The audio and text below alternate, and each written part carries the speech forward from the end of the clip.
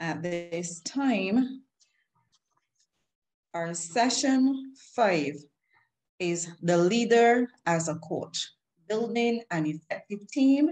And to present for us is Reverend Monte. Welcome again to you, Reverend Monte. It's good to have you. Over to you this evening. Thank you. It is great to be with all of you this evening. I trust that you've all had a wonderful day of the Lord, and but you've been able to take time to this evening to be together and to be challenged, I pray. And so I'm so excited to be able to greet each of you and to welcome you to this training time. Over the last 2 days, starting Wednesday and then also yesterday and concluding today, we've been looking at some leadership issues that will help us to grow. You and I, we want to grow personally as leaders, and we also want to help those around us to grow as well. We've been given an important task, and that is to influence those around us, whether it's in a formal way of having a position, authority, responsibility, and an established ministry, or whether it's really informally with people around us. We all have the opportunity to lead, and my prayer is that something that has been said by either Sister Jennifer or myself, or in some of the comments and some of the discussion, God has used that to challenge you. And I pray that tonight that will continue. I just want to make a quick little review of where we've come from over these last couple of days. On Friday, we started with a lesson on Today Matters, Leadership and Personal Growth. We looked at the fact that everything you do each day either builds you up or pulls you down. It helps you advance and grow and become a more effective leader, or it doesn't. We talked about how what you want to become has to start now. And so we talked about a key principle that successful people make the right decisions, but not just make the right decisions once, but every day they must continue to reaffirm that right decision and then manage that decision every day. And so we looked at those 12 different decisions every day, decisions about our attitude, priorities, our health, our family, the way we think, commitments that we need to have and carry out, finances, faith, relationships, generosity, values, and growth. Every day, we must make and keep those important decisions. And then the second session was on leadership and credibility, making the tough decision.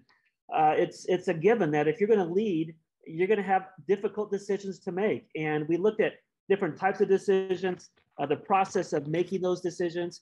As a leader, we can't just make the popular decision. We have to make the right decision. And there's a lot that's involved in that. And so we looked at ways to evaluate and to make those important decisions that we have to make. Then the third session was about time.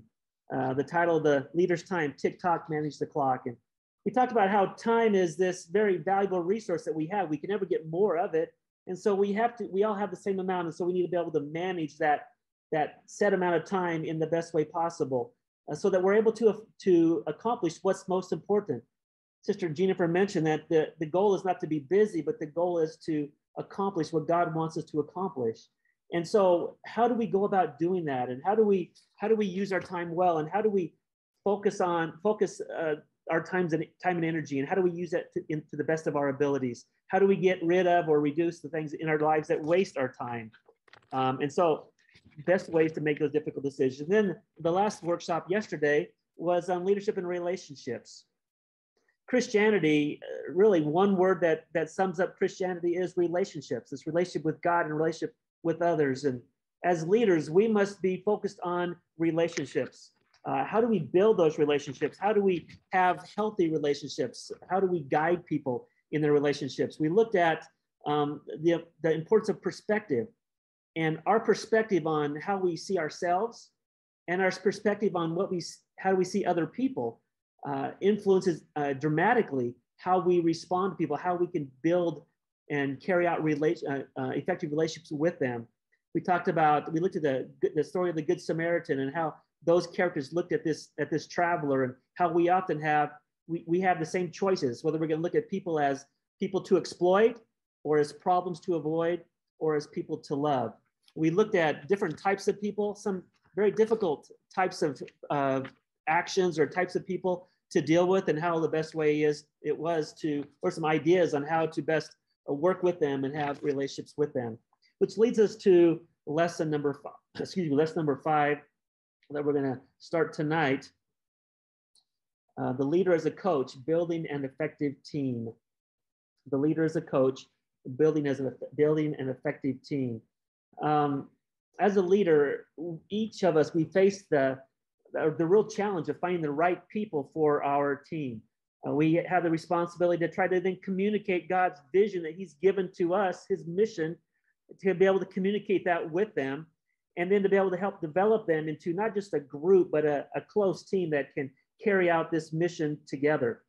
Let's look at some principles of teamwork. Your book lists a number of them, and if you're new to the workshops today, this is your first session, you'll notice in your notebooks that there are blank spaces, and you can put in those answers as we're going through that. The first principle of teamwork is the law of significance. The law of significance. One is too small of a number to achieve God's purposes. As we read through the Bible, there's some prominent names that come forth. And the temptation is to think, oh, these are just great leaders that accomplish these great things, but they didn't do it alone. When we think about, okay, the ark was quite a major task. We think, oh, no, it was Noah's ark. Noah built it. No, Noah did not build the ark by himself. Noah had a team of his family who all worked together to do that. We talk about Nehemiah, and we'll talk about him later on this evening, but how Nehemiah, he built this wall around Jerusalem, but it wasn't just Nehemiah. He had a team helping him. We look at the apostles of the early church, and we think about Peter, and we think about Paul and these great leaders, but they had teams that they worked with. Great things, if they're going to happen, it takes more than just one person. We need to work with a team. Mother Teresa, who accomplished some incredible things when we think about her, but she said, I can do some things well, and you can do some things well, but together we can do great things. Yes, individually we can do some good things, but it's only when we come together, working together as a team, that we can do great things. And God's mission is so big that we need to be able to do great things together. Number 2, the law of the big picture. The law of the big picture. The goal is more important than the role. Each of us look at the group that we're involved in as very important, whether it's SDMI, whether it's NMI, whether it's NCM, whether it's a youth ministry, whether it's whatever it is. We look at our part and think that group's important. What we do is important, but we can't lose sight of the fact that we are part of a bigger picture. This ministry, that whether it's SDMI or NY or whatever it is, we're all working together to accomplish the big picture. So instead of just focusing on our little part, however important that is, we need to remember that we are one part of the whole picture. And so we need to find how our part fits in with other parts, and how we can work together to create the big picture, to accomplish the big mission of making Christ-like disciples in the nation. We need to remember, yes, our part is important, but we are part of the big picture. The same thing with teams. We'll talk more about that later. But as far as each member, our team is important. That's the big picture. But each part of our team, each member of our team has a specific role, which brings us to the law of the niche. All team members have a place where they add the most value. Here in Central America, I live in Guatemala, and here in Central America, mariachi bands are quite popular. And each member of that band, they have a specific role. And if their instrument's not involved, if it's not playing where it's supposed to be playing, it doesn't sound well. We're all familiar with sports, whether it's cricket there in the Caribbean, or baseball or basketball or soccer.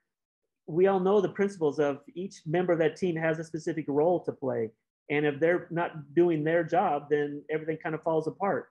The law of the niche means each one of our team members, they have a role to play. It's important. Each role is important. And we all need to do our part in order for the team to be successful. Number 4, the law of the compass. The law of the compass. Vision gives team members direction and confidence. As a team, we all need to be heading in the same direction. If we're not going in the same direction, there's going to be all kind of confusion, all kind of messes. You're not going to be able to accomplish what needs to be accomplished. We need to be all going in the same direction. So as the leader, it's important that you're giving your team members direction, confidence. This is where we're going. This is what we're doing. Giving direction is so important. I heard a funny story. There was a man who was on his way to give a speech at this auditorium, but he couldn't find the auditorium. He's looking around. He's going, I need to get there. How do I get there? And he sees a couple of boys. And so he stops the boys and says, and asks them if they know where the auditorium is at, if they could give him directions. And they said, yeah. And they told him where the auditorium was. And they asked, and he said, he told the boys, he said, I'm going to be speaking at this conference tonight. And they go, what are you going to be talking about? He goes, I'm going to be talking about how do you get to heaven? Do you want to come listen to me? And the boys said, no, we don't want to come here. You don't even know how to get to the auditorium. How do you know how to get to heaven? But as a leader, we need to know the direction that we're going, and we need to help our team members know the direction that we need to be pulling together as a team. Number 5, the law of the bad apple. You could put whatever fruit you can think of there, but it's the same principle, the law of the bad apple. And that is rotten attitudes can ruin an entire team, whether it's a box full of apples or mangoes or guavas or whatever it is. We all know that when there is a piece of fruit in there, that it's going to create the environment to make the rest of the batch rotten. And the same is true of teams. When you have one person with a bad attitude on a team, that bad attitude, as we talked about the other day, attitudes are contagious. And that bad attitude rubs off on other people. And so that one person can create a bad attitude among the whole team or among the group that that team is leading. Number 6, the law of communication. The law of communication. Interaction fuels action. So if you want something to happen, then we have to communicate and not just from the leader to the team members, but between the team members as well.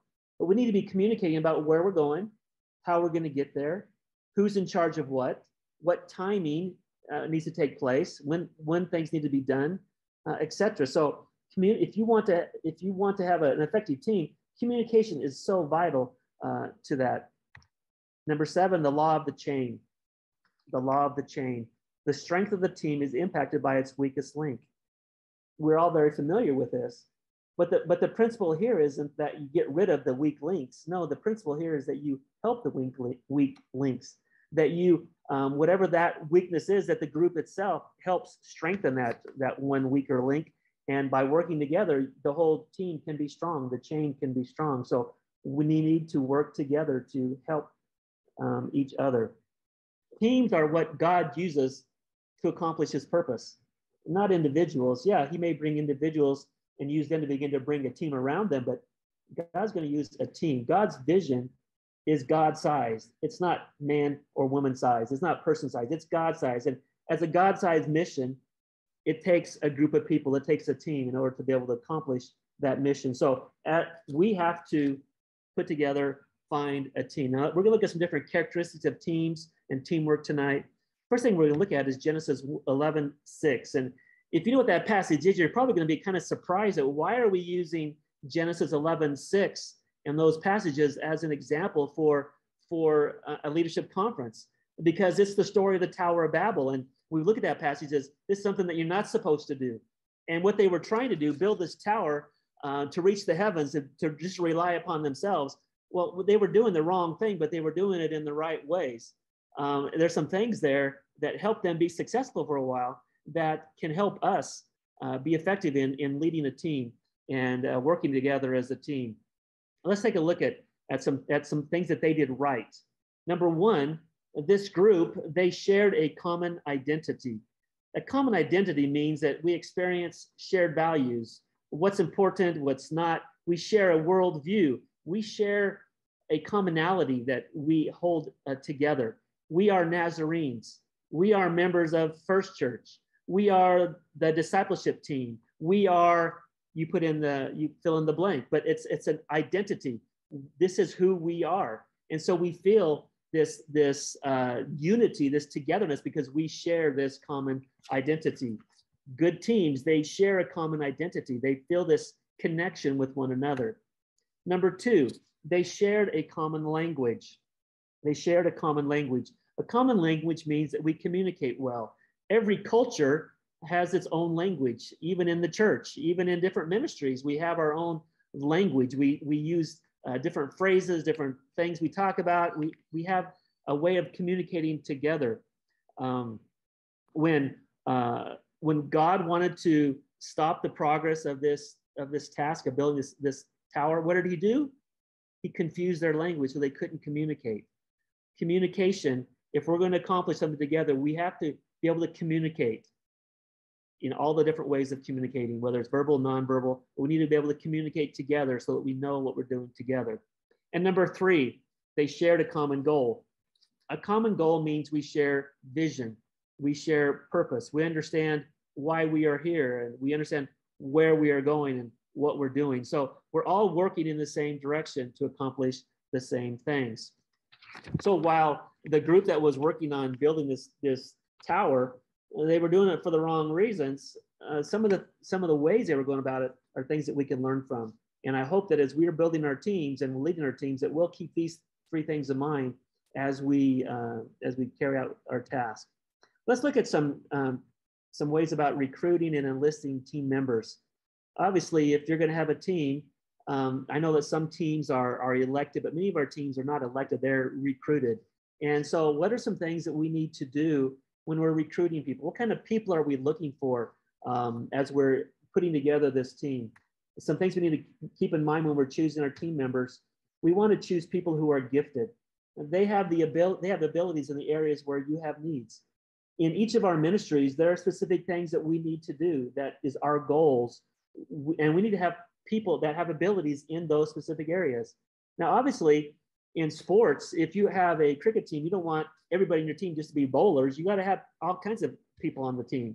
Well, the same thing here. You're going to have people gifted in different areas. Some are going to be great at organizing. Some are going to be great being in front of people. Some are going to be great in promoting things. Some are going to be great, whatever. But you want people who are gifted in the specific areas that you have. You're not going to just get together people that you like, people that you enjoy being together with. No, you're going to be recruiting people who have gifts in the areas that you have. Number 2, you're going to find people who are influential. And that means that they are leaders who have influence in their circles. That doesn't mean that they need to have influence over everybody, but you need to be able to see that people listen to them, that people follow them. Because if nobody listens to them, if nobody follows them, then they're going to have a hard time leading as a member of your team and getting people to follow them and listen to them as a member of that team. And so you're looking for people who have influence in their circles, the people that they are with, the groups that they hang out with, that people listen to them and respect them. Number 3, we're looking for people who are fruitful. They get results and they do what it takes to get the job done. They're not the first ones to leave. They're not the last ones to arrive. They want to get things accomplished. You see that they are reliable, will get the tasks that they're in charge of, that they'll get that taken care of and that you can rely upon them. Number 4, you want somebody who is trustworthy. And they have integrity. Sister Jennifer yesterday or the day before mentioned that integrity is who you are when no one's watching. We want people that we can rely upon, that they're going to do the right thing, that they're going to that even when nobody's paying attention, that they're going to still do the right thing, the righteous thing, the holy thing. And number 5, we're looking for people who are serving, people who have generous servants' hearts. Aren't the ones who just show up to church and expect people to do everything for them, but they're there to help. They're there to work. We're looking for people who are anxious to jump in and help in whatever way that is. Let's look at a biblical example here. Jesus had definite expectations of his disciples when he chose them. We read that before he chose his disciples, he prayed all night. He took this very seriously. He didn't ask for volunteers. He chose, based on prayer, based on God's leadership, the people that he wanted to be a part of his team. We need to take that seriously as well. Take very seriously the people that we choose to be a part of this team.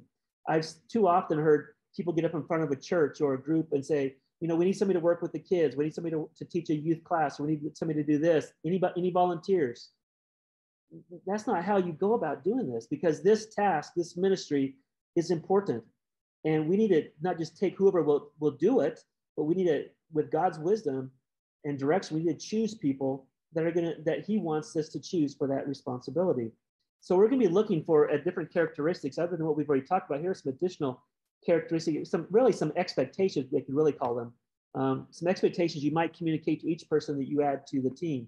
This is what I I as the team leader and we as a team are going to be expecting from each other. First off, attitude. We expect you to keep a positive attitude.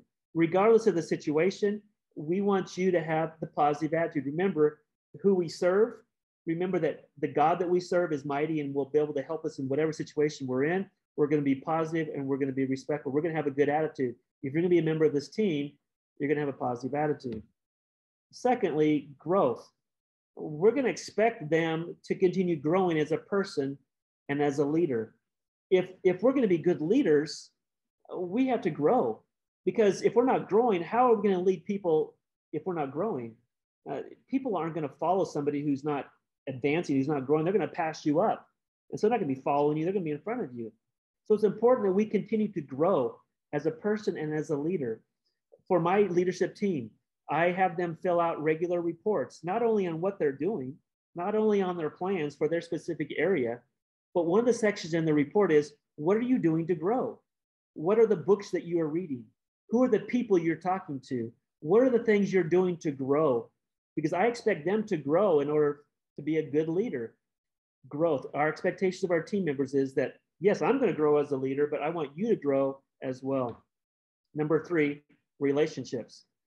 You expect them to work with others as a team. Yesterday, we were talking about relationships and the importance of being able to make that connection with people, to have healthy relationships. And we expect our team members to build relationships.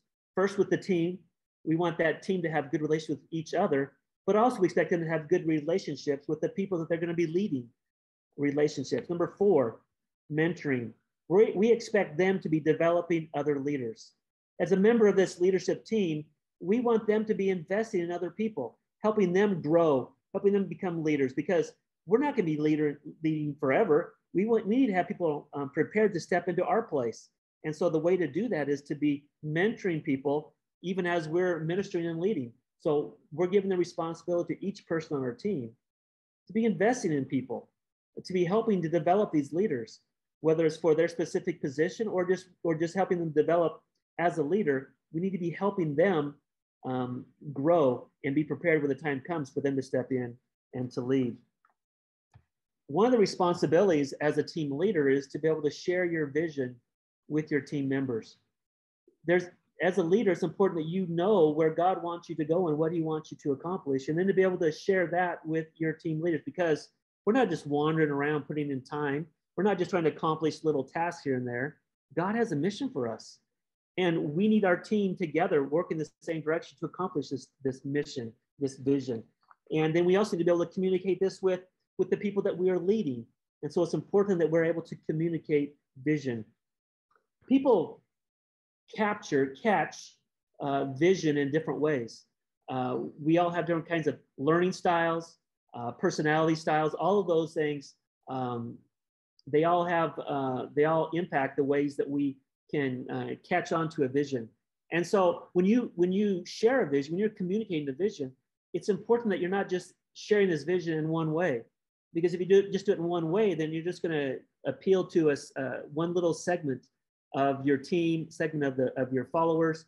We need to be able to touch them in the ways that they can learn and connect best of all. And so let's look at some of the different ways that people connect. Let's just say you're sharing you feel like God has a vision for your church to maybe start an after-school tutoring program, or a sports program, or a music program, or a discipling program. And so you're going to try to communicate this vision to people. Some people are word smart. They catch the vision by hearing the leader describe it verbally. They are audio learners. They hear best when they hear something. They learn best when they hear something. And so for them, you're going to want to teach and preach about the vision. They need to hear it audibly. Some people are visual smart. They catch the vision through what they see, through pictures, through images. And so you're going to need to communicate that vision to them using visual aids. They're going to be able to see what you're trying to do. They need to be able to see that after-school tutoring program, or see that music program, or see how people are going to be discipled. They need to be able to see that in a way so that they can understand that, they can grasp that. Some people are logic smart. Logic smart. They catch the vision by receiving statistics and facts. They want to hear all the stats on why we should do this, what the need is, etc. And so for them, you're going to want to communicate the facts and figures surrounding the vision. The number of kids in your community who are lost, the number of kids in your community who have nothing to do after school, who are failing in school, the number of new believers who are coming in the front door, meeting Jesus, and then leaving through the back door because nobody's discipling. They need to hear the facts, and that will catch their attention. Some people are music smart. They catch the vision by hearing a song on the theme of this vision. And so maybe you're going to need to have a team member write an inspirational song that captures the idea, or find ways that music will help them really capture that vision that's going to connect with their heart. Because we're not just trying to get people's heads, we're trying to connect with their heart as well. And music is a great way to be able to connect with people's hearts. Number 5, people smart. Some people catch the vision in the midst of small group interaction. They like talking to people. And so you might want to host a small discussion groups on the vision. They think best when they're being able to talk to people and listen and hearing feedback as they express their opinions and think about it. That's the way that they're able to process things. And so they process by talking and by listening with other people. Number 6, some people would call it self-smart. And basically they catch the vision through personal thinking and reflecting. Yeah, it's one thing to hear from other people, to get input from other people, but some people, they just want to be alone and think through the ins and outs of this vision. So you may want to create a devotional guide to allow a person to reflect on the vision. They need to think about it to be able to process through it. And number 7, some people are, we call body smart. They catch the vision kinesthetically through experiences and movement. I always get caught on that word. But they need to be moving around. They need to be active to be able to catch this. And so you might want to host an experience such as walking on the new property, around the community, let them see what the needs are, see the kids, see the people, see different things, so that they're actively involved in processing what the need is. Let's look at a biblical example of Nehemiah. We've kind of alluded to Nehemiah earlier, but Nehemiah, he accomplished an incredible task, and that was rebuilding the wall around Jerusalem, a huge task. And he started by communicating this vision to a group of men. We read about it in Nehemiah chapter 2. And it's amazing that they completed the wall in midst of all the obstacles, but they completed it in 52 days, which is incredible. But we see how Nehemiah, he got this vision from God, and then he shared that vision with the people there in Jerusalem. Well, first started off with the king, but then went to Jerusalem and with the people there, and communicated the vision there, and they caught that vision, and they began to work together. And we see the obstacles that they were able to overcome, and how they started to build that wall. And then we see about halfway through how they kind of hit a wall, but they kind of got discouraged, and it was frustrating. They didn't know how they were going to be able to complete it. And so Nehemiah had to, again, share the vision. This is what the possibility is. This is what God is calling us to do. And Nehemiah, we learn from Nehemiah, he teaches us that people need to continue hearing the vision even as they work towards its fulfillment. So we've talked about different ways to communicate the vision, but that's not just a one-time thing. We're going to continue to share this vision throughout the whole process of completing the vision, completing this mission. You need to keep it before the people. This is what the need is. This is what God's call on us is to do. And this is how God's going to help us. God is with us, and God will provide what we need. And so we need to keep that vision in front of our people, reminding them this is why we're doing what we're doing, and this is what we're trying to accomplish. It's important. This part is not in your book. It's extra, same low price. But these are 4 things you can do to help people get the big picture vision, added on to what we've already talked about. Number 1, keep a clear, articulated vision before them. That's just what I was just talking about. Whether you're going to have posters around your church, you're going to continue talking about it, you're going to preach about it, you're going to have different things here and there, you're going to get people getting involved, but you're going to keep the vision in front of them all the time. You're going to build strong relationships with them. You look at Nehemiah, and he was keeping in contact with each of those people. He was building relationships with them. He was letting them know, hey, I'm right here with you. You're doing a great job. Helping them know that you are there with them, which brings up number 3, is have continued communication with them. Nehemiah and us as leaders can't just, okay, this is your job, do it, let's go. No, we need to be in continual communication with them. How's it going? What's going well? What's the struggle? How can I help you? What's going on here? Keep continued communication with them so that they are able to continue with their role. And number 4, be willing to serve with them. I think we've all experienced having somebody say, okay, this is what we're going to do together as a team. Let's go do it. And we all go working, except for the leader who sits back drinking his soda and checking his email or whatever, not really involved. If we're gonna accomplish things with this team, as a team, we need to be serving with them. They need to see us working just as hard or harder than they are. They need to see our commitment, our strong commitment to accomplishing the mission that we have before us. Okay, and then number 5, place team success above personal success. The point isn't here to grow the Sunday school so that we get honors. It's not to start this ministry so that everybody goes, wow, what a great leader. It's not to grow our church so that we, at District Assembly, everybody goes, wow, that pastor's amazing because he or she has the biggest church. No, it's not. We're not looking at personal success. We're looking at our team. We are together as a team accomplishing this. And we're going to talk more about that in the next section here. Let's look at removing and replacing team members. Oh, this is hard. And somebody asked a question about this last night. And I said we were going to talk about it today, but boy, this is the tough one. This is something that none of us like, but almost all of us have to face at one time or another. Nobody likes telling somebody else that they're no longer welcome to be a part of the team. Nobody likes telling somebody else that you're failing, that you're not carrying out your responsibilities. It's really hard to do things like that. Now, sometimes it's the answer isn't to get rid of them. Sometimes it's finding them a better position to serve in. Maybe you have them in the wrong place, or maybe you haven't trained them well. Maybe they don't know your expectations. And so before you just go and get rid of somebody from your team, you need to ask some very important questions of, do they have the knowledge or the resource that they need to be successful in this? Do they know the expectations? Sometimes we just assume they know what they're supposed to. If we ask them to be a Sunday school teacher, we just assume they know what being a Sunday school teacher is. But many people, they don't understand all the different parts of being a Sunday school teacher or a coach or a discipler or whatever that might be. We need to make sure that they understand what the expectations are, and make sure that they have been trained well, that they know how to do what they're doing before we try to remove them. Let's look at some more questions to ask before removing a team member. Number 1, has the project or ministry outgrown the person or vice versa?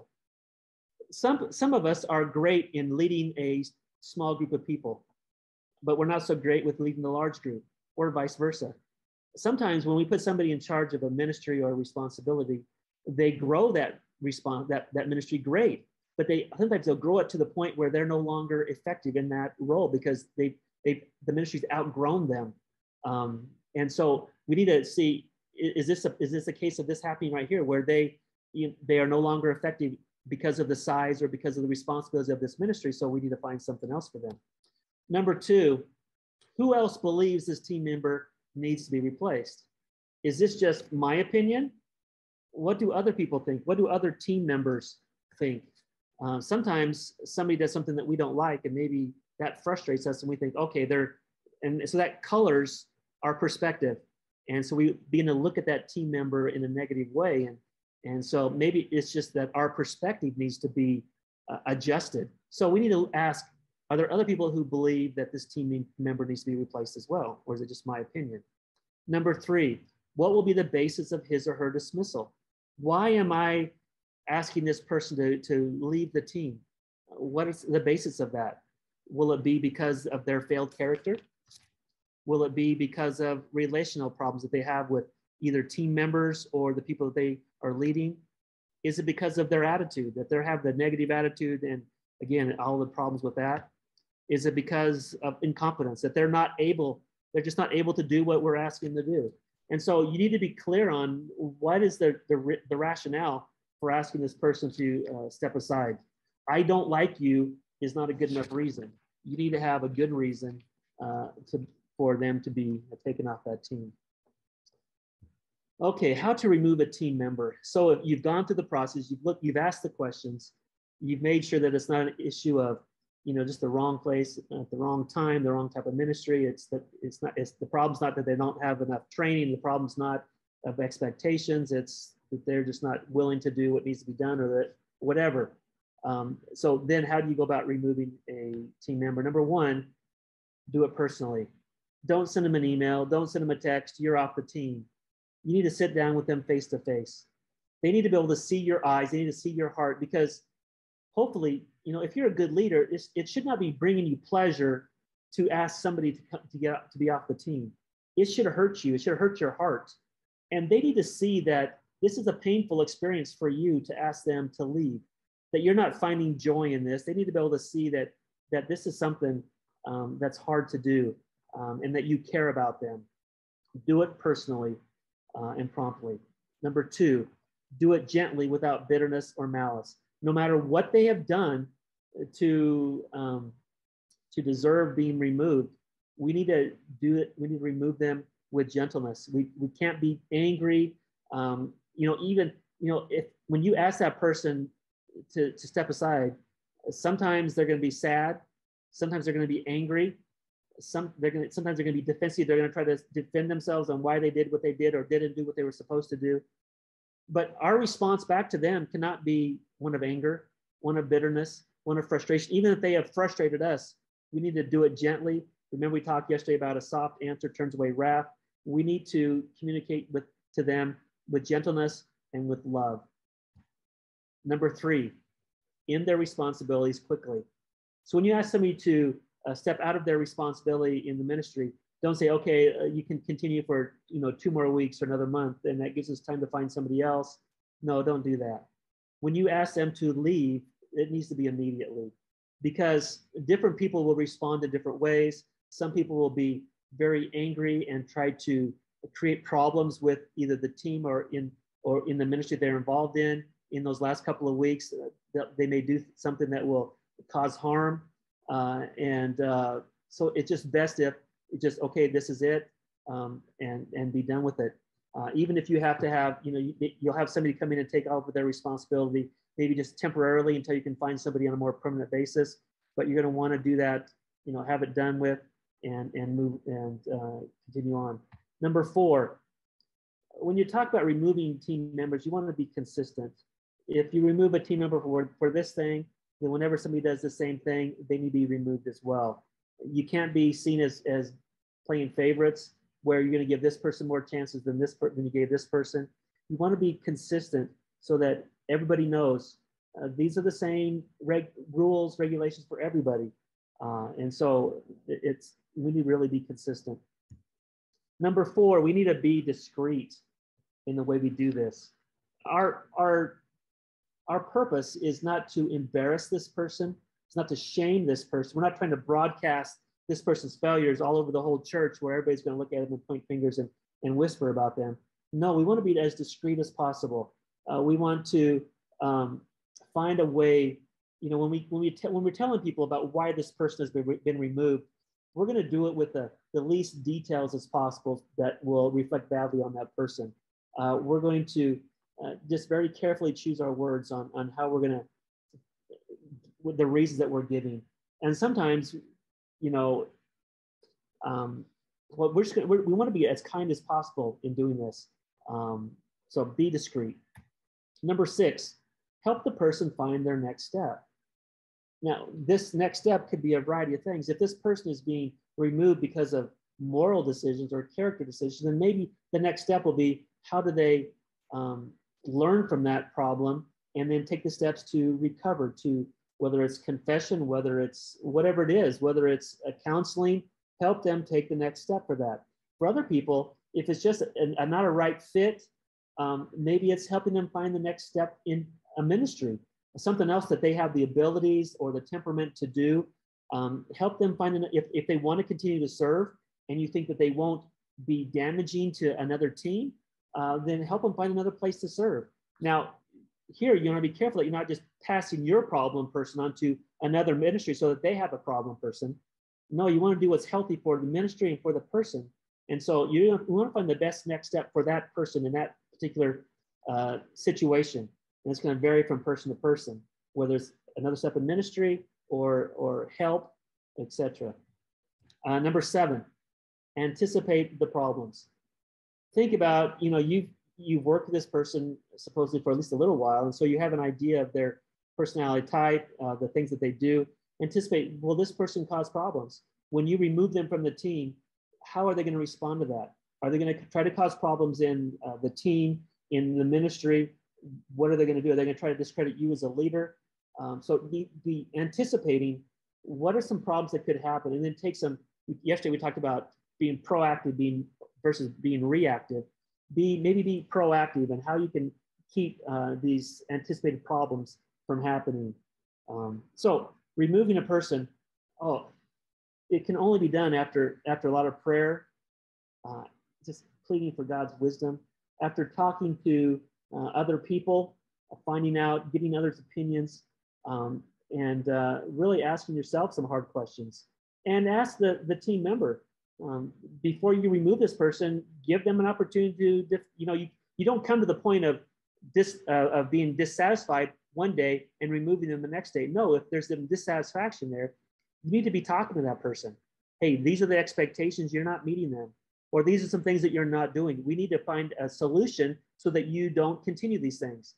If you don't continue, that's great. But if these things continue, then I'm going to have to ask you to leave. So when you do have that meeting with them, they shouldn't be surprised, because you have been working with them throughout this process, helping them to go from where they were to where they need to be in order to be a member of this team or a leader in this ministry. And so again, you're working with them, you've asked the questions, you've seen that they're not willing to make the changes they need to make, or they can't make the changes they make. If you come to this point of removing a team member, it's so hard. But again, do it in such a way that they recognize that even though you don't appreciate what they've done or what they haven't done, that you still love them and that you still want the best for them. Okay, let's move on to building your team. We talked about the importance of the types of people that we want to be a part of this team, and different responsibilities that we have for team members. So let's look at some things that we want as a team, some characteristics that we want to have. And so this is, your book actually has it as kind of an evaluation form. Once you have the right team members and they know the vision they are pursuing, you must move the members from a group, which is just a gathering of individuals, to a team who have the same vision, the same mission, heading in the same direction. Okay, let's look at some characteristics of good team building. The first one is that team members have a high level of interdependence among themselves.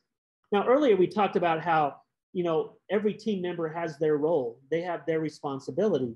But even though each one has their own responsibility, we need that build interdependence among that team, where even though this is my responsibility and that is your responsibility, if you need help, even though it's not my responsibility, I'm going to help you out if you need some help.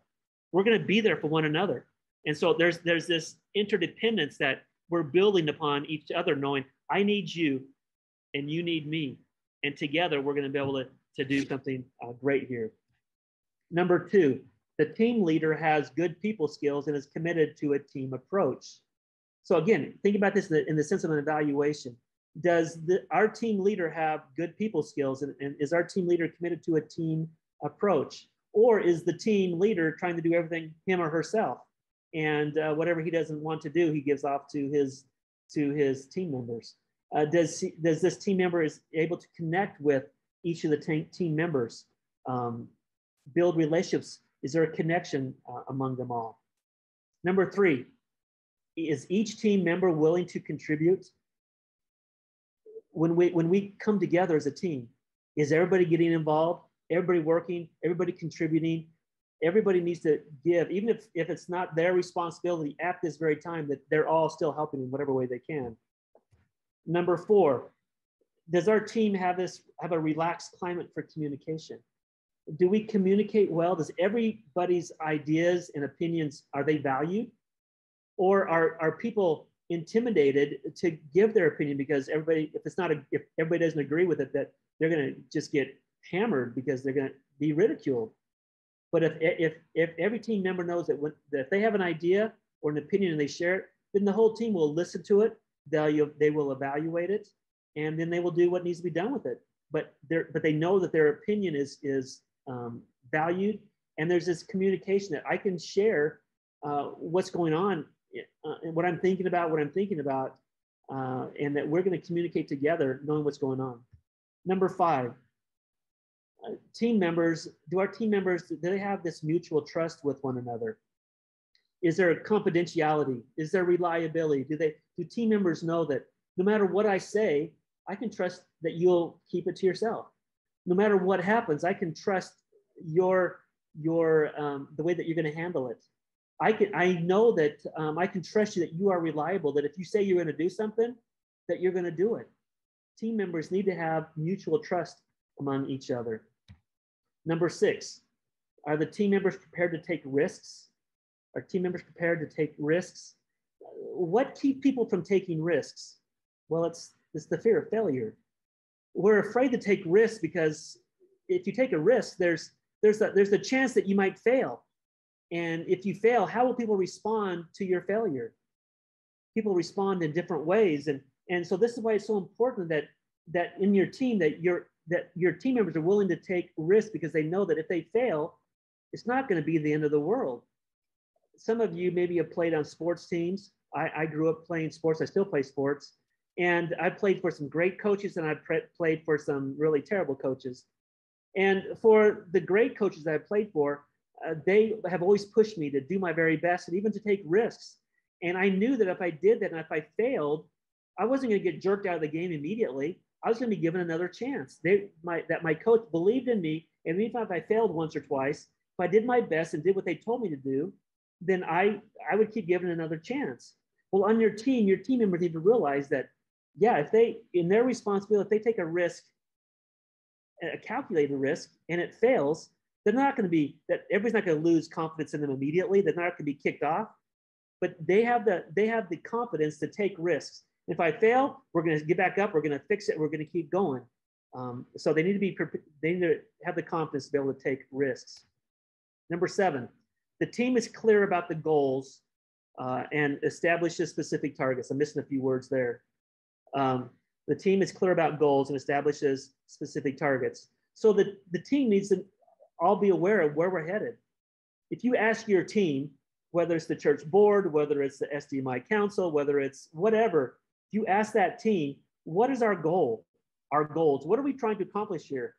Can they say what the goal is? Do they know what you're trying to accomplish as a team? Because if they don't, then they're not going to be very effective in helping you get there. So our team, they need to be clear about what are our goals and what are we specifically trying to accomplish here. Number 8, team members' roles are defined. So each person knows, this is what I'm supposed to do here. This is my responsibility. And something that is really important is that we have good job descriptions for the members of our team, that each person knows what the expectations of them are. Because again, going back to what we talked about earlier, if people don't know what the expectations are, it's going to be hard for them to fulfill those expectations. And so job descriptions, it lines out, this is what is expected from you. These are your responsibilities. And so it's important that our team members, they understand this is their role, this is their responsibility. Number 9, they know how to evaluate mistakes without making personal attacks. Are we going to make mistakes? Yes, we are. Are we going to fail sometimes? Yes, we are. How do we evaluate what happened without attacking people?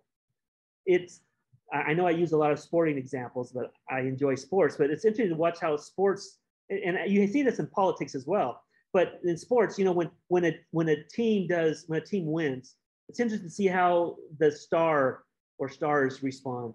There are some stars, they want the glory. Yes, I won the game. I did this, I did that. They want all the glory for themselves. Then you have other stars who say, hey, it's not about me, it's the team. It's a team effort, a team win. It's also interesting to see what happens in a loss. The same stars who want all the glory, they don't want any of the blame. They don't want to say, okay, I caused this defeat or this failure. No, they're saying, they point to everybody else. It's their fault. If they would have done what they were supposed to do, we would have won. But the reverse of that is really what we should be doing. It's not that one person's fault. We as a team either take credit for the win, or we as a team, we take responsibility for the loss. We're not going to hang one person out as the scapegoat for why this all failed. We as a team, we're taking responsibility for this. So we need to, as a team, know how, when we fail, how are we gonna deal with this? How are we gonna evaluate it, and how are we gonna make it better? And then number 10, the team has the capacity to create new ideas. They're willing to think outside the normal, outside of this is how we've always done it. A good team is always looking for ways to advance, to think about things are changing, life changing, society's changing, ministry's changing, our people are changing, so we need to be changing the ways that we do the things that we do. Our message is not going to change, but our methodology is going to change. So let's be creative. And again, back to the risks. We're going to take some risks. We're going to do some things that maybe have never been done before, but we're going to do it. But our rationale for doing that is we want to improve. We want to do better. We want to help our people to be better and accomplish God's mission. And so we're going to try something different. And so we're going to value creativity, value doing things in a different way. This is a great a little survey or evaluation that I would recommend, that not only do you look at it for yourself and for your team, but have your team members look at it as well. Think about, evaluate their team, and that will give you an understanding of what you're doing well, what you need to change, what are some things that that we need to do differently so that we can be more effective as a team. So lesson number 5, the leader as a coach, building an effective team. We looked at, some ways to work together as a team. We looked at the Tower of Babel, kind of interesting way of looking at it, but their success was because they shared a common identity, they shared a common language, and they shared a common goal. As a team, we need to do those same things. When we look at how do we choose team members, how do we put together this team, we're gonna recruit people after prayer, seeking God's guidance. We're going to look for people who are gifted, who are influential in their circle of influence, who are fruitful, who are trustworthy, who want to serve. And when we choose people, again, we're not going to just ask for volunteers. We're going to find people who have the characteristics that are important to have as part of the team, and we're going to spend a lot of time in prayer about that. We talked about communicating vision, and we need our team, in order for our team to be heading in the same direction, to accomplish the same thing, they need to understand the vision and the mission. And so we looked at different ways of how do you communicate that mission and vision. We looked at removing team members, something that really is the last resort. We want to help people be successful. We want them to be to be able to lead well. Sometimes the reason they fail, it's our fault. We haven't prepared them. We haven't resourced them. We haven't helped them understand the expectations. Sometimes it's our fault. Sometimes the ministry has grown beyond them and they don't have the abilities to do that. But sometimes they choose not to do it. They choose not to make the changes. They choose not to have the right attitude. They choose to have a lack of integrity or moral issues.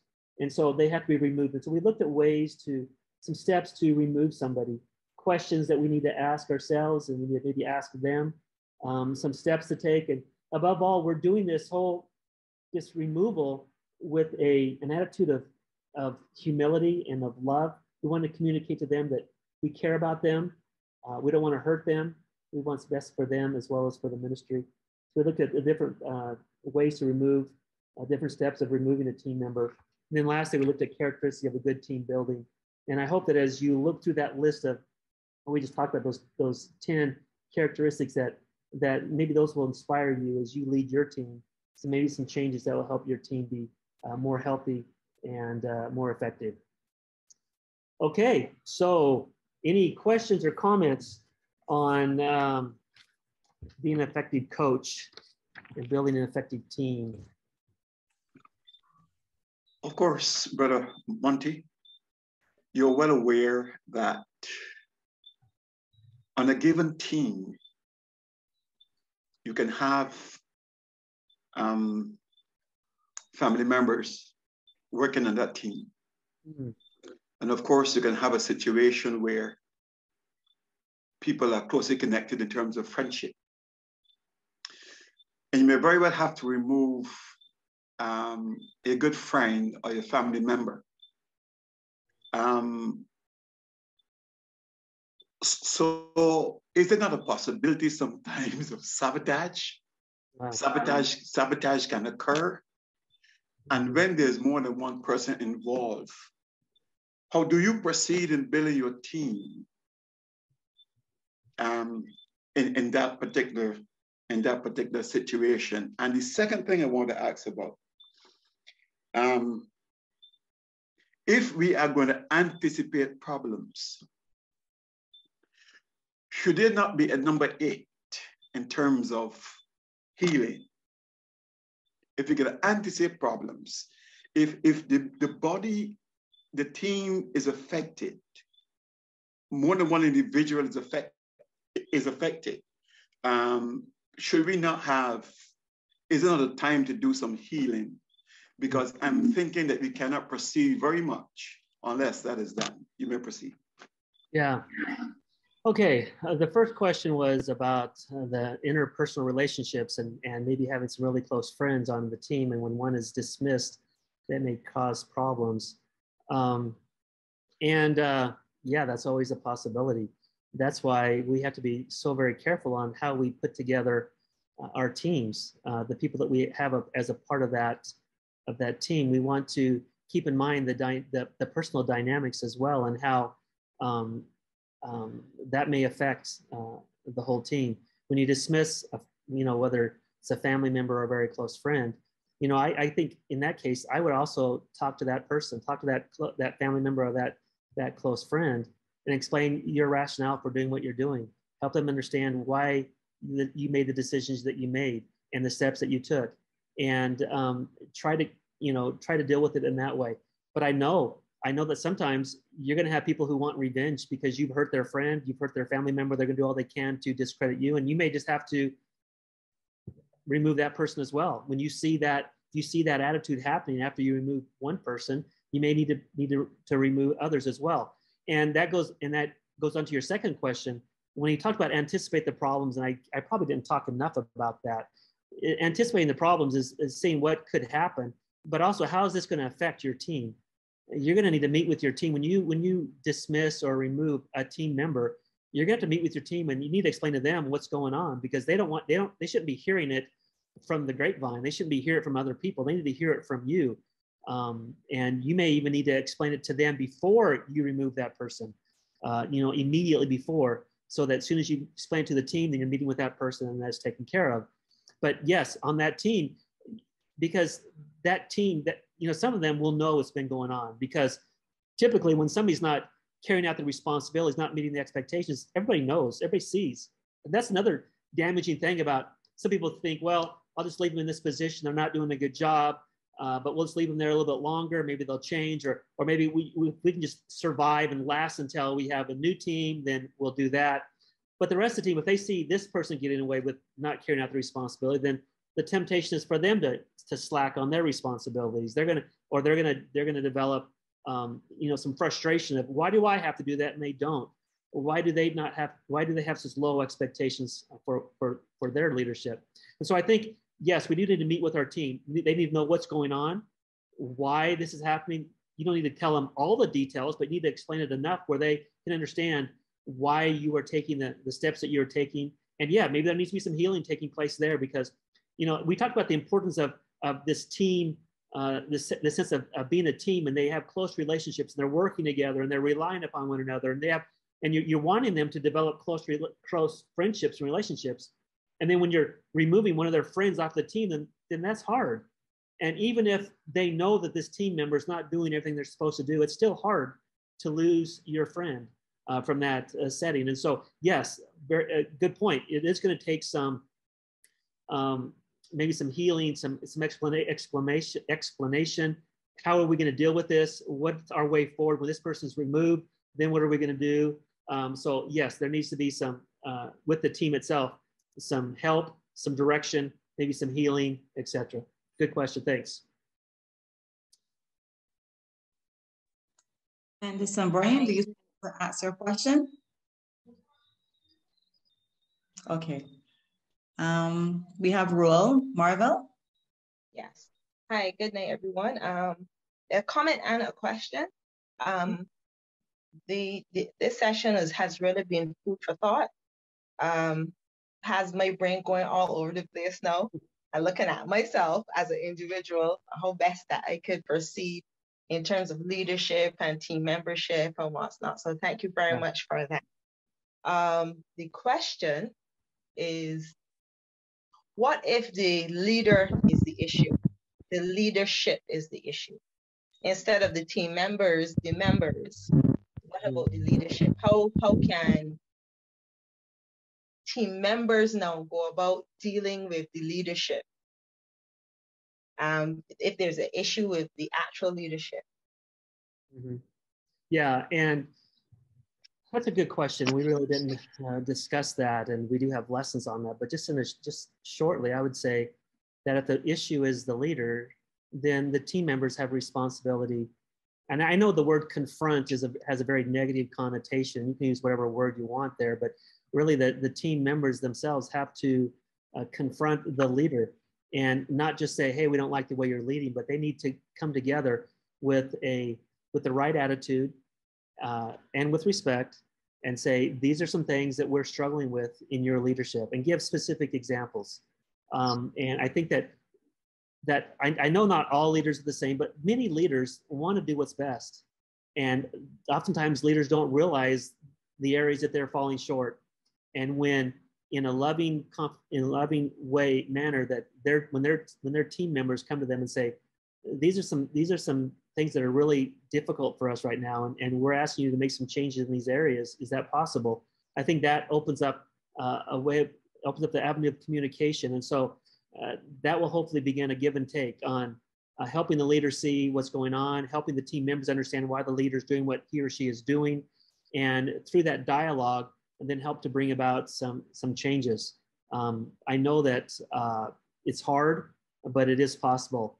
And for those of you who want to do some reading on this, John Maxwell wrote a book called 360-Degree Leadership. And by the way, that's in one of the future courses. This is in the last course in the leadership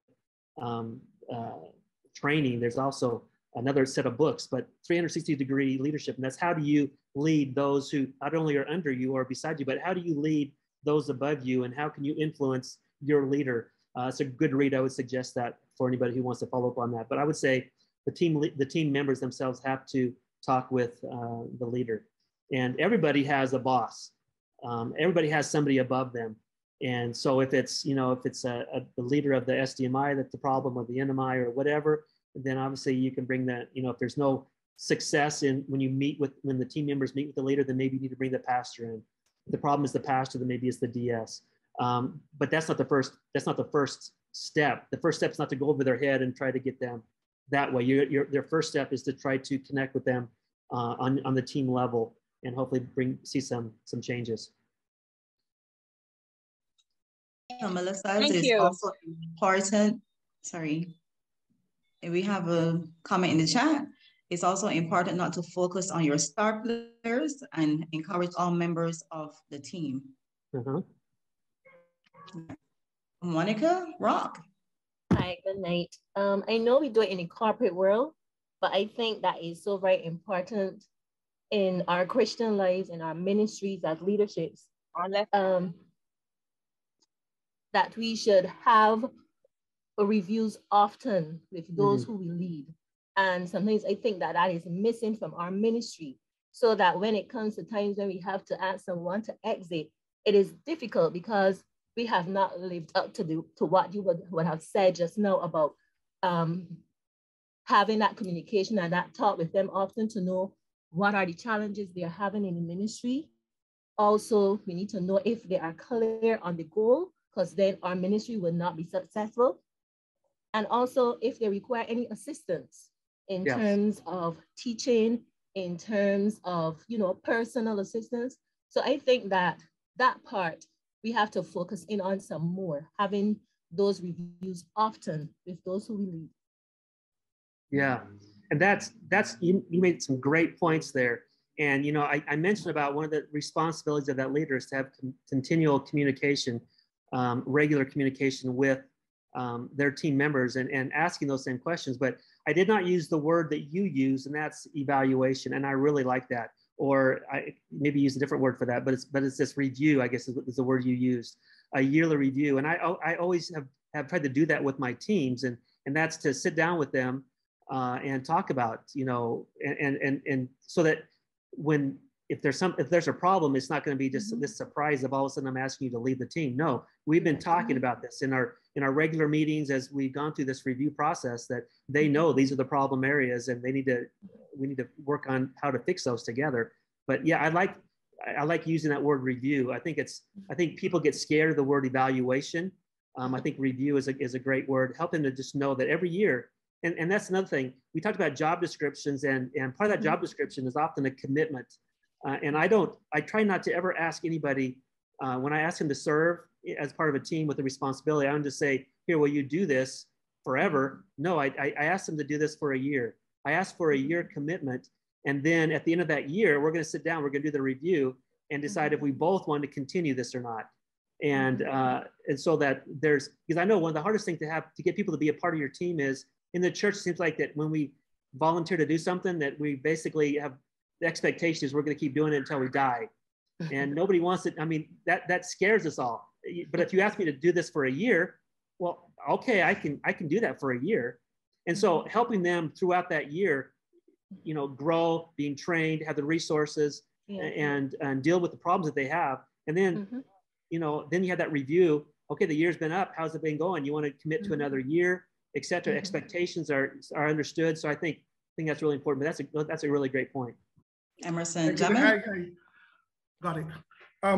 Just to follow on there from where you were at, Brother Monte, very early on in your presentation, you talk about team selection. But in the church of Nazarene, we have some, and they always debate church elections. Yep. Talk a bit about election to your team versus selection, because I know we do have problems along that line. Definitely. And when you spoke just now, you talked about when you select a team or ask a person. But quite often, you know, we run up in this problem where we have elections. Talk to me about that. Yep.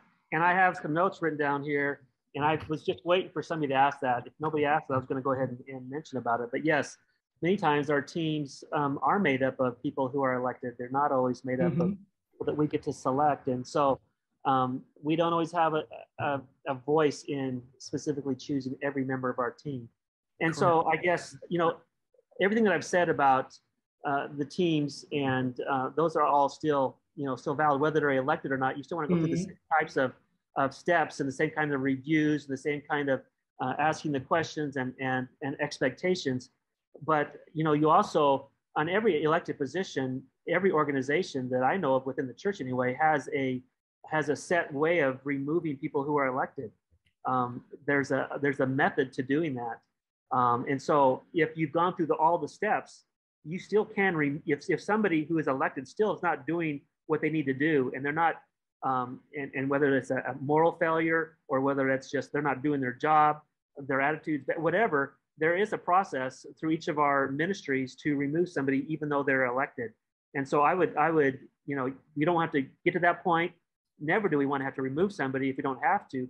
But I think you still can go through the same process.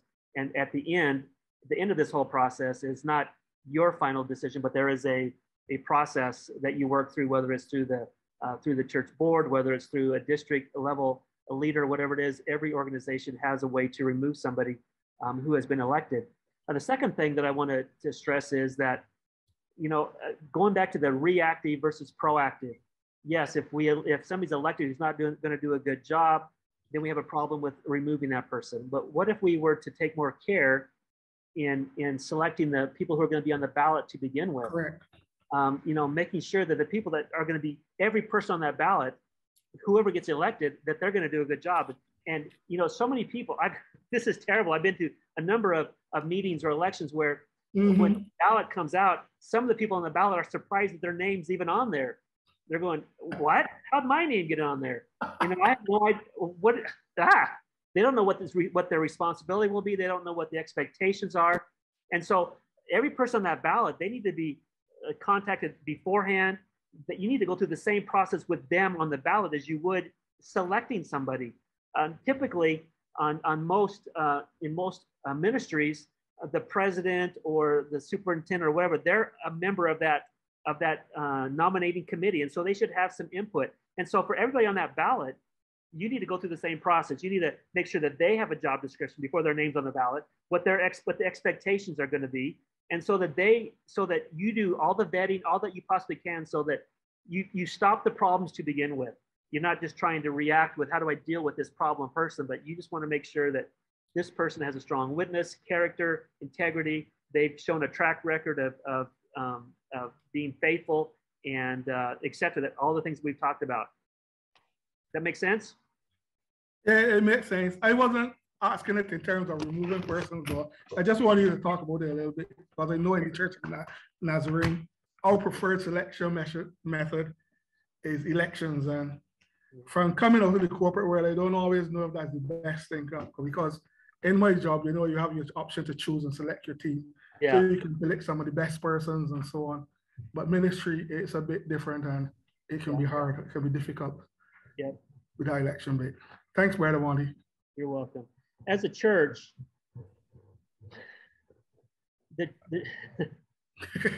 in many cases, we are horrible at removing people from positions. I think all over our denomination, we find people who are in positions where they should not be, but we feel bad about firing or removing people. We don't want to hurt their feelings, and we do care about people, and we want to, but we have to also balance people's feelings with, well, if they stay in that leadership position, how's that going to damage the people that they're leading? And so we want to do the most loving thing possible, but we need to do what's best for the ministry, for the mission, for the church, for God's mission, and sometimes that's again speaking the truth in love. But it sometimes people get hurt in the process, but we need to have to take that step if it's necessary. We have a comment in the chat. We really need to have yearly reviews and evaluations for our church leaders. It is done in the business world.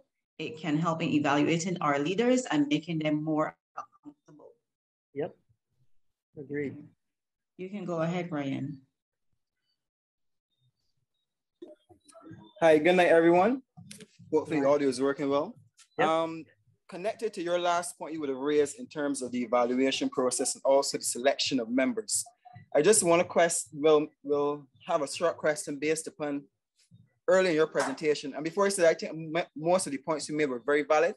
And I took on a lot of them because the aspects of learning I found was very, very informative in terms of how different individuals learn.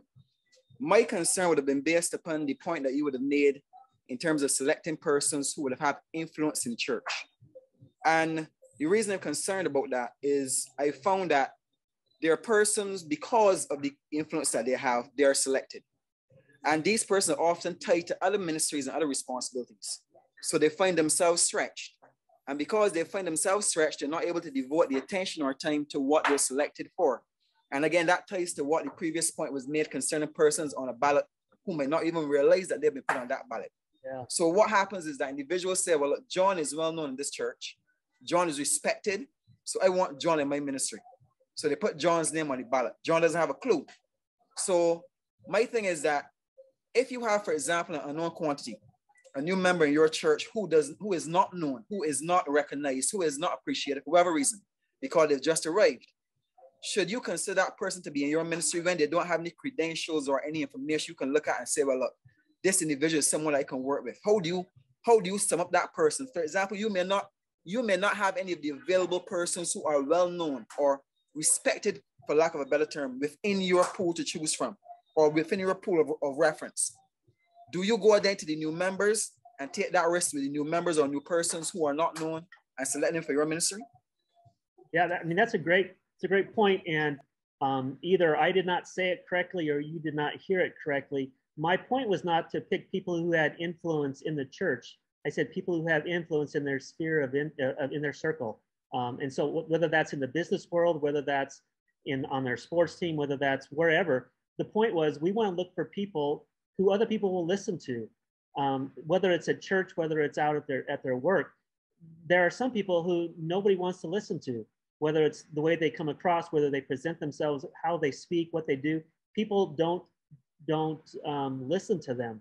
And so the point was no, whether that they had to have influence within the church. No, I just say we want somebody that can influence people, and whether they have influence in the specific area when you choose them or not. If they can influence in one area, then they can probably influence in another area. And so even maybe nobody in the church knows them, if they pass all the other criteria, if they have a good witness, if they are trustworthy, et cetera, then you can help them be successful in that position. So no, I'm not saying that they have to have influence in the church. I'm just saying they need to be people who can influence others. But that's a great clarification.